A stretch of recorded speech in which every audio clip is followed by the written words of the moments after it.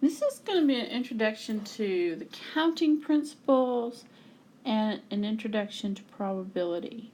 Now, what we do here is going to be very concrete. The difference between what we do here and what we're going to do next week is we're going to use all these ideas again, but it's going to be a little more abstract. So you want to pay careful attention here and make sure you do the homework before you come to class. The first question says you're choosing an outfit from 3 pairs of pants and 2 shirts. So we want to know how many different outfits are possible. The first thing I have to teach you how to do is how to make a tree diagram. In a tree diagram, we not only figure out how many outfits are possible, but we're going to literally show what all the outfits are. So we're going to start by figuring out our selection of pants. And let's pretend, I guess I should put an S there, nobody wears one pant. Let's say we have a pair of blue pants, a pair of black pants, and a pair of khaki pants.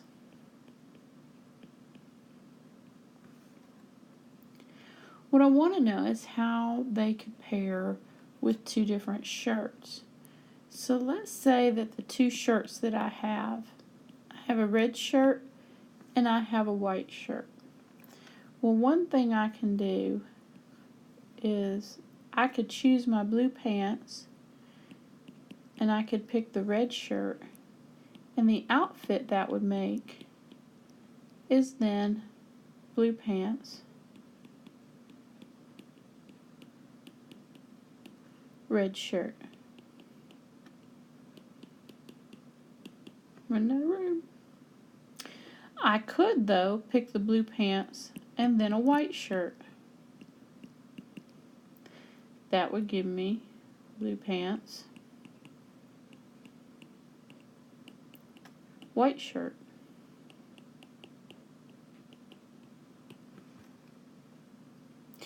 But I don't have to pick the blue pants. I could possibly pick the black pants. If I pick the black pants, I could pick the black pants with a red shirt, or I could pick the black pants with a white shirt. That gives me 2 more outfits. I could also not pick the blue pants, not pick the black pants, but instead pick the khaki pants. If I pick the khaki pants, one choice is the khaki pants with a red shirt, and the other choice is a khaki pants with a white shirt. Now, don't make lines like that. This is what a completed tree diagram looks like.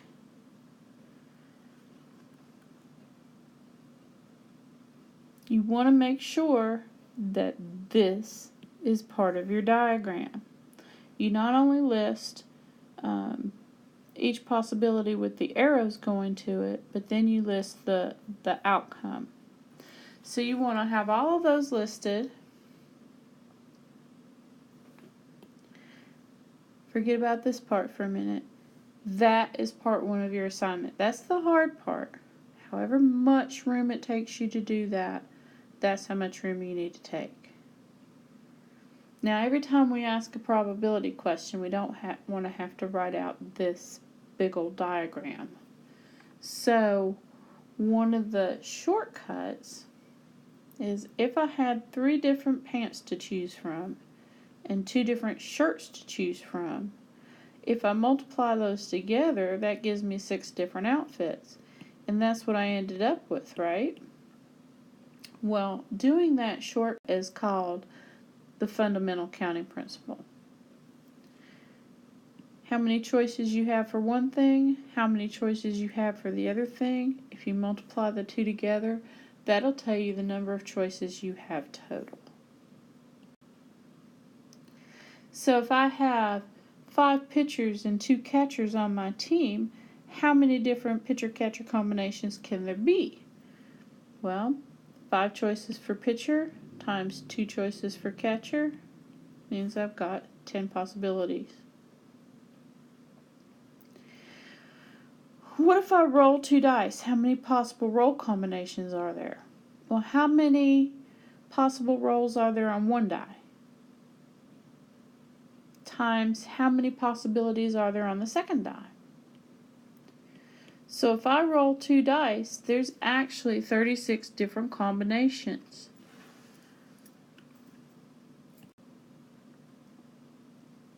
Now, if I'm not just doing 2 things, this time I want to do a password that consists of 5 letters. 5. To keep track of that, I put blanks down. I'm going to pick 5 letters, so I got 5 blanks here. How many passwords can I form if each letter can only be used once? Well, how many letters do I have to choose from? How many letters are in the alphabet? There's 26, right? Now, I could pick a letter,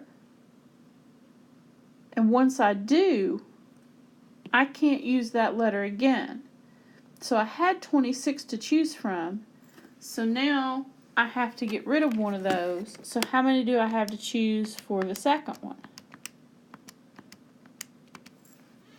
I only have 25 choices. Oops, sorry. 25 choices. Then I have to throw out another letter. So for the third letter, I only have 24 choices. Then 23, and then 22. And if I multiply all those combinations together, it's 7,893,600 different passwords that I can get from using 5 letters, not counting capitals, not counting symbols, just letters. Now, on the second one, the question is, how many are possible if you can repeat letters? That means I've got a choice of 26 letters for the first one. I've also got 26 choices for the second one, and the third one, and the fourth one, and the fifth one.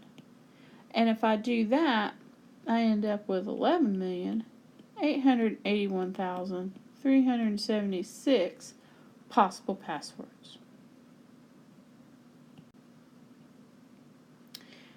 Now we want to talk about probability. Notice, in none of the previous questions did I use the word probability. I only said how many. Those are counting principles. Some vocabulary. The event is generally what it is that we're looking for to happen. A simple event can't be broken down any further. And the sample space are all the possible outcomes. I'm not real worried about these words. We're going to have to talk about them a little bit, especially sample space, but we'll talk about them more next time. Probability is a fraction. If A is the event, the thing that you're looking for to happen, the top number is the number of ways that A can occur. The bottom number is all possible outcomes. And as you do with any fraction, if it will reduce, you will reduce it.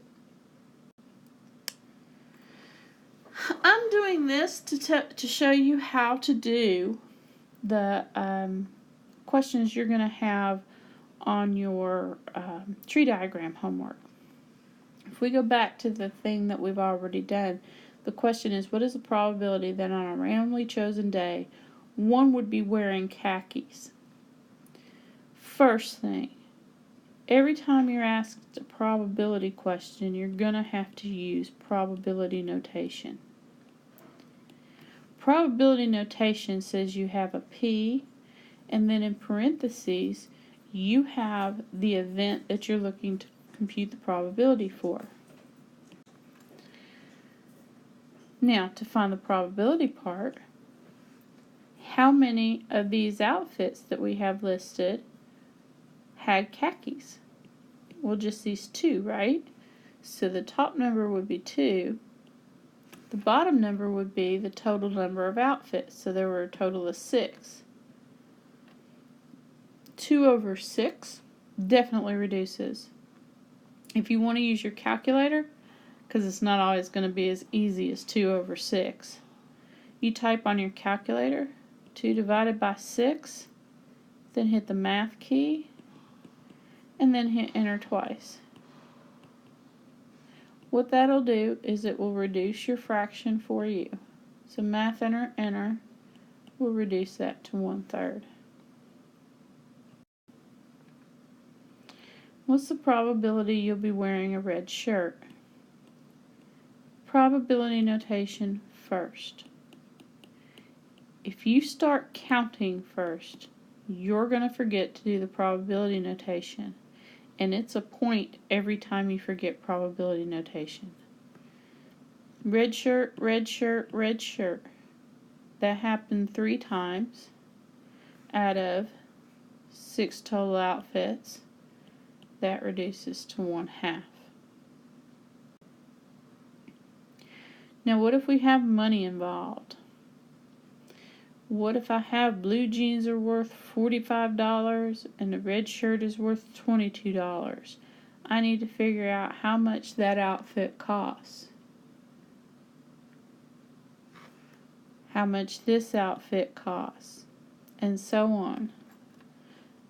Pause, figure up those costs before you go on.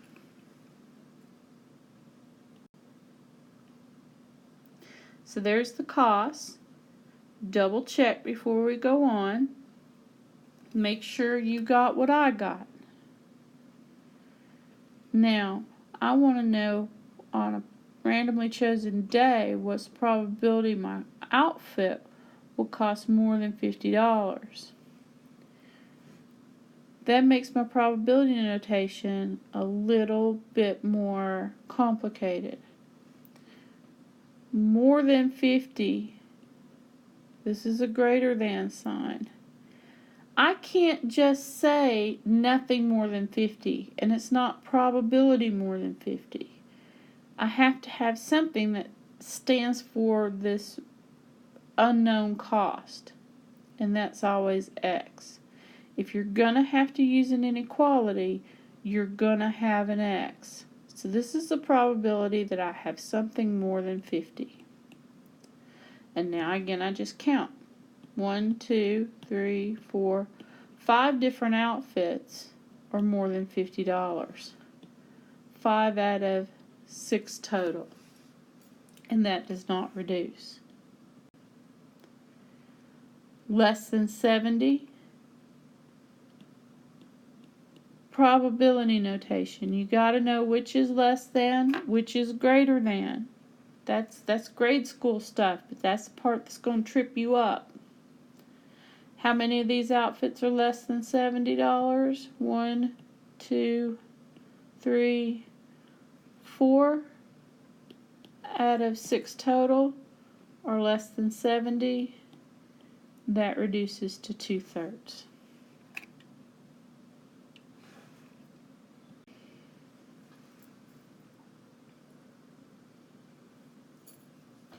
This last section is partly about probability, and it's hugely about notation. So, first question. How many books are in the sample space? These are the only books we're going to be talking about for the rest of the probability questions. So we need to know how many there are total. 1, 2, 3, 4, 5, 6, 7, 8, 9, 10, 11, 12. There are 12 books in the sample space.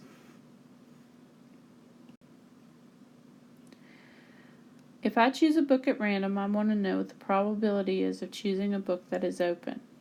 Don't start counting. Write your probability notation. Your probability notation doesn't need to be a paragraph.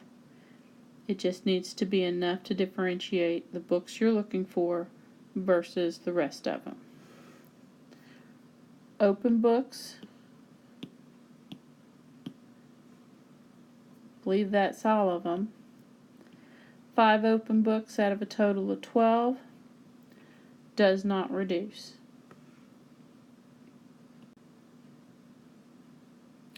So this one's for you. What's the probability of choosing a book that has a bookmark?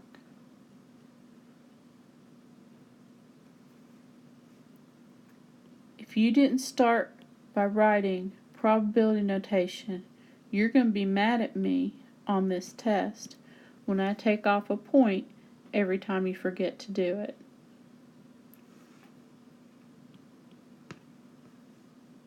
Bookmark, bookmark, bookmark, bookmark, bookmark, bookmark. 1, 2, 3, 4, 5, 6 out of 12 have bookmarks, which reduces to 1/2. Alright. I want to know the probability of choosing a book that's open or has a bookmark. That "or" is a keyword. Open or bookmark. If "or" appears in the question, "or" needs to appear in your probability notation. Now, let's circle all the open books.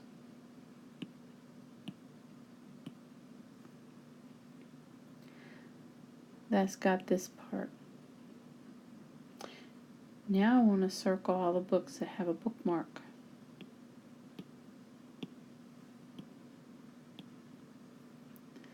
So I had circled 5 open books, and I circled 6 books that have a bookmark. Do I have 11 books circled? No, because I have some books that are circled twice.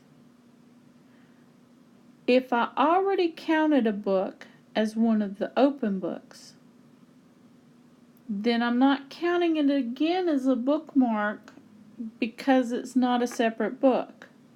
If I count how many books are actually circled, 1, 2, 3, 4, 5, 6, 7, 8. I have 8 out of 12 books circled, which reduces to, what does that reduce to? Divide by 4, 2/3. Now, when I do my circling, what I need to be thinking about is not all of both categories. Let's try this again. If I'm counting things up, I can circle, oops, wrong one. Circle all the open books. 1, 2, 3, 4, 5. Now, for the bookmarks, I don't want to circle all 6. I want to circle the books with bookmarks that I haven't already circled. So 5 open books plus 1, 2, 3 more is how I get to the 8. There's no way to get to the 8 out of just the 5 and the 6. So you've got to pay attention to what you've done.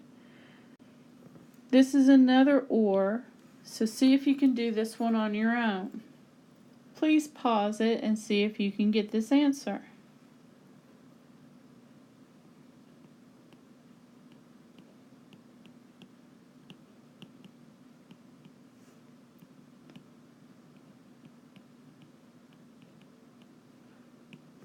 Bookmark or closed. If "or" is in the question, then you want it in your notation. If I circle all the books that have bookmarks, that's 6 of them. Now I need to circle the closed books that I haven't already circled. So that was 1, 2, 3, 4, 5, 6, 7, 8, 9, 10. 10 out of 12 have a bookmark or circled, and that reduces to 5/6.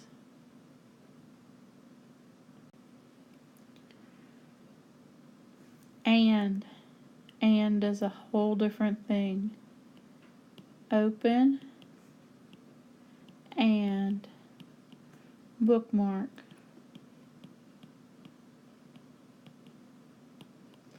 means both things have to be true. Both open and a bookmark. Open and a bookmark. Open and a bookmark. Open and a bookmark. There's only 3 of those that have both things happening. That reduces to 1/4. So pause this one, see if you can do this and one.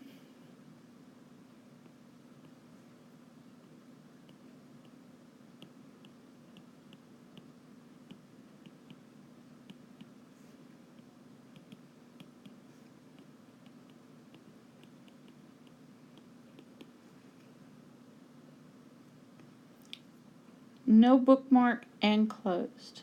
No bookmark and closed. Only those 4 have both of those characteristics, and that reduces to 1/3.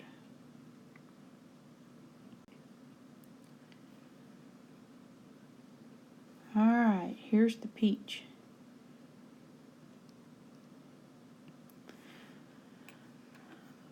Open.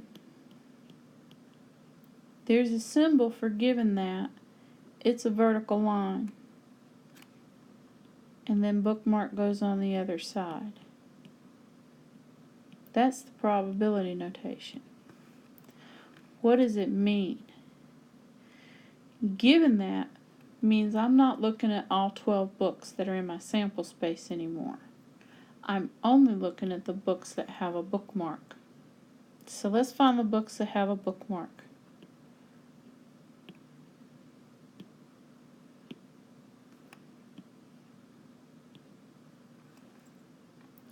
There are 6 books that have a bookmark. That's going to be the bottom number of my probability notation because I'm only looking at those 6 books. Now, if I only look at those 6 books, which one of those 6 books are open? 1, 2, 3. So 3 books are open, given that I'm only looking at books with bookmarks. And that reduces to 1/2. So see if you can do the next one.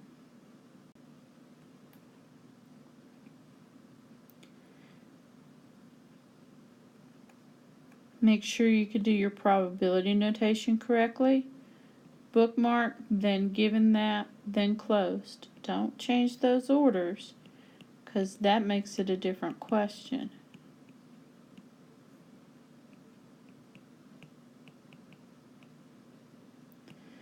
Now you start with this part.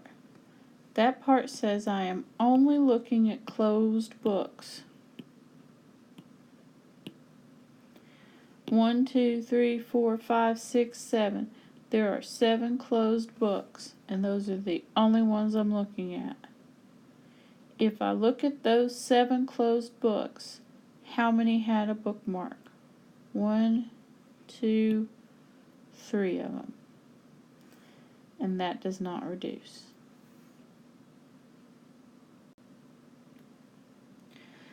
These last 2 problems have to do with, instead of just picking one book, I'm going to pick multiple books. So I want 3 books that are closed.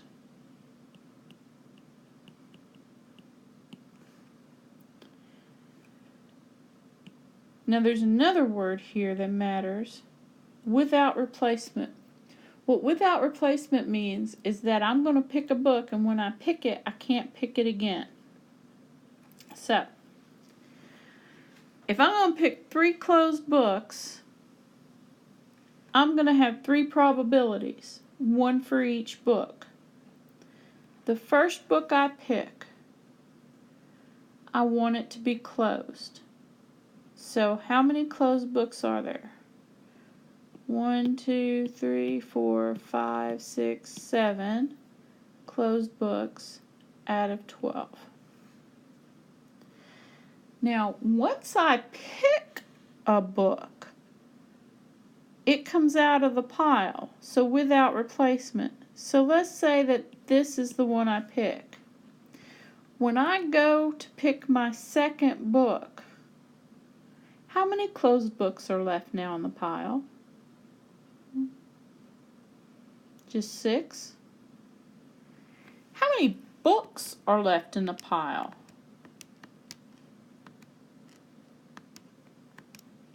Just 11, right? Now what happens when I go for my third one?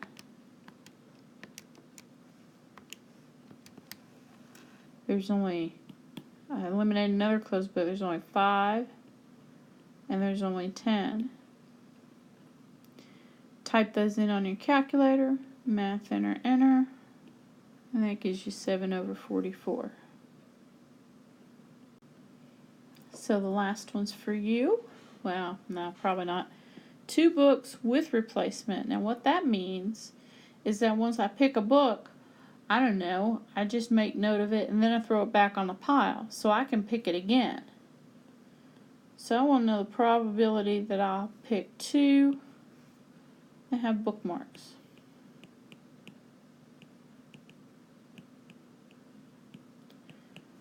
So bookmarks, 1, 2, 3, 4, 5, 6. 6 out of 12 have bookmarks. Now when I pick one, it's not eliminated. I pick one, I make note that it had a bookmark, and I put it back in a pile. So when I go for my second one, that probability is also 6 out of 12. Which one I reduce gives me 1/4.